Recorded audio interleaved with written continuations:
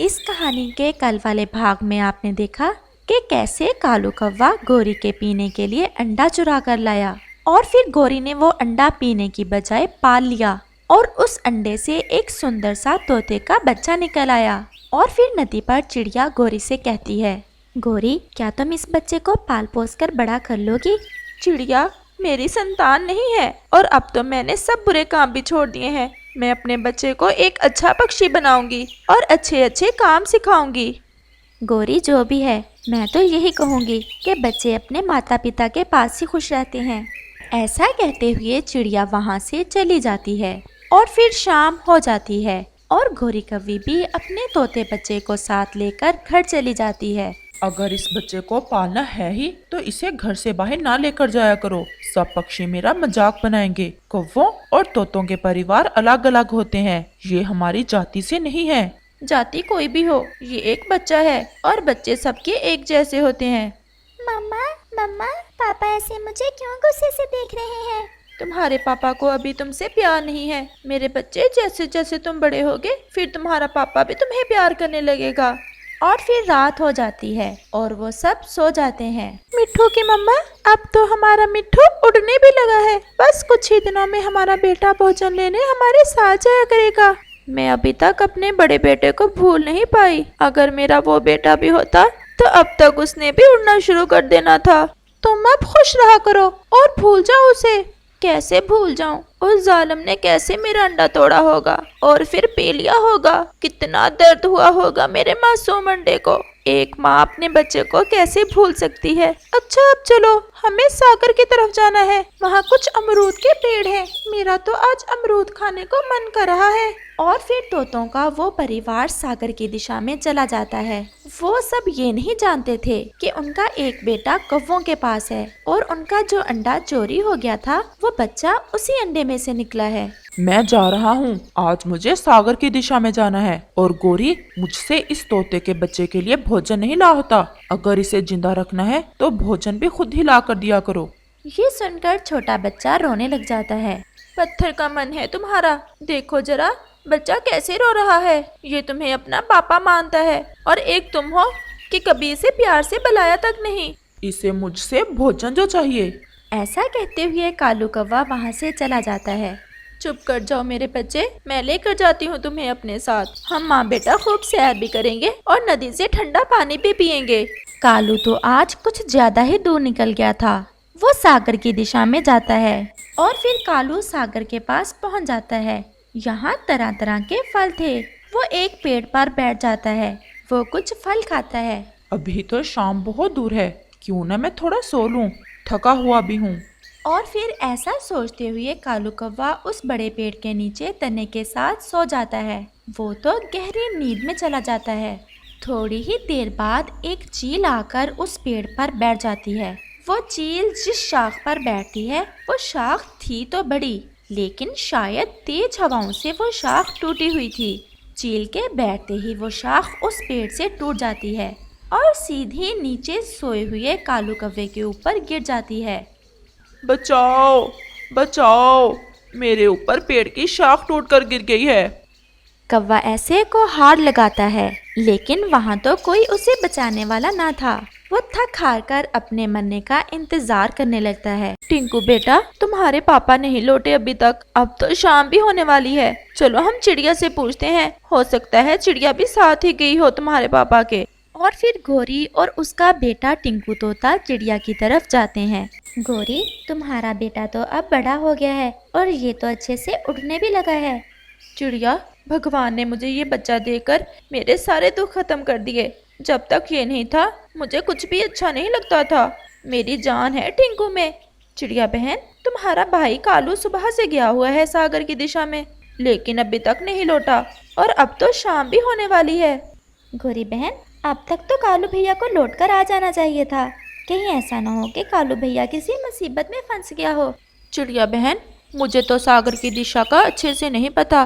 क्या तुम मेरे साथ आ सकती हो? मेरा तो अपना मन बहुत डर रहा है।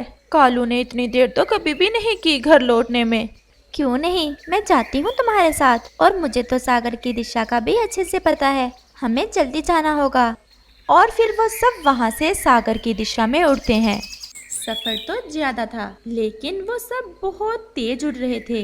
वो तो रास्ते में कहीं भी नहीं रुकते और फिर वो जल्दी ही सागर के पास पहुंच जाते हैं। पक्षी, हमारे जंगल का एक कौवा आया था सुबह इस दिशा में, लेकिन अब तक लौटा नहीं। क्या तुमने देखा है कोई कौवा इधर?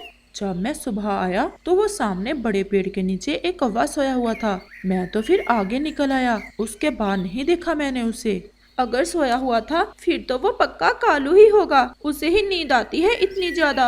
और फिर वो सब उस बड़े पेड़ की तरफ उड़ते हैं। कौवे की कुछ ही सांसें बाकी थीं। वो गोरी और रानो को देख लेता है और बहुत मुश्किल से पुकारता है, मैं यहाँ हूँ, मैं बड़ी शाह के नीचे दबा हुआ हूँ, मुझे बाहर निकालो। गोरी बहन, ये तो कालू की ही आवाज है। वो सामने है पापा, उस बड़ी शाख के नीचे। और फिर वो सब वहां जाते हैं। वो कालू को निकालने की पूरी कोशिश करते हैं, लेकिन वो शाख तो बड़ी थी, वो तो उसे हिला भी नहीं पा रहे थे। कालू, अब क्या करेंगे? ये शाख तो हमसे हिल भी नहीं रही। गोरी, कुछ करो, मेरा मन घबरा रहा है, मैं मर जाऊंगा। मैं बचा लूंगा अपने पापा को, मैं अपने पापा को कुछ नहीं होने दूंगा। और फिर वो छोटा तोता थोड़ी ऊंचाई में जाकर एक आवाज लगाता है और अपनी आवाज में अपने जाति के तोतों को बुलाता है। कुछ ही देर में वहाँ तोते जमा हो जाते हैं। मेरे पापा को निकालो उस शाख से, मेरी मदद करो।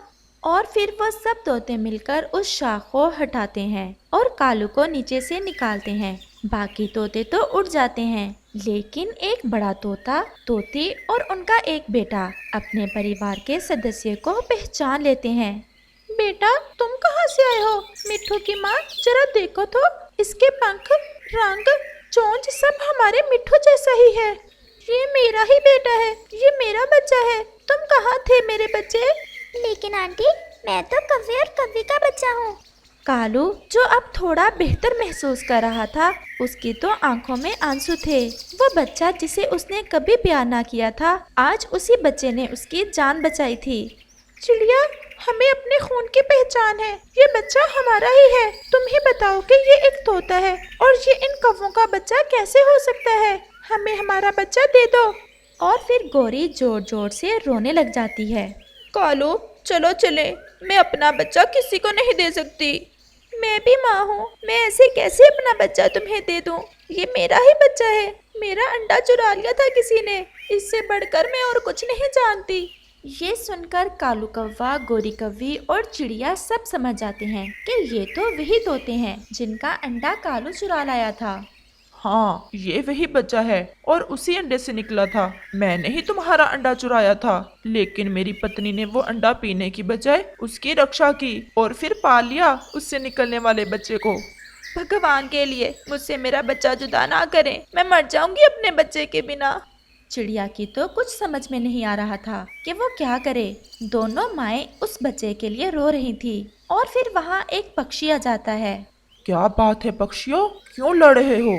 और फिर रानो चिड़िया उस पक्षी को सारी बात बताती है। मुझे गर्व है कव्वे तुम पर, जो तुमने अंडा पीने की बजाय उसकी रक्षा की। और कव्वे, तुम देख लो एक माँ की तड़प क्या होती है। मैंने अब सारे बुरे काम छोड़ दिए हैं, बस आप हमें हमारा बच्चा दे दें। ऐसा सुनकर तो छोटा टिंकू तोता अपने पापा के गले लग जाता है। मामा, पापा अब मुझसे प्यार करने लगे हैं। वो सब रो रहे थे। मेरे पास इसका उपाय है, तुम सब ऐसा करो कि एक बड़ा सा घर बनाओ और सब मिलजुल कर उस घर में इकट्ठे ही रहो। ये सुनकर तोतों का परिवार और कौवे खुश हो जाते हैं। और फिर गोरी और कालू अपने टिंकू को साथ लेकर उन तोतों के साथ ही चले जाते हैं और रानो चिड़िया वापस अपने जंगल चली जाती है। प्यारे दोस्तों, अगर आपको ये भाग अच्छा लगा हो तो हमें कमेंट करके जरूर बताना और इसे अपने दोस्तों के साथ शेयर और चैनल को सब्सक्राइब भी जरूर करना।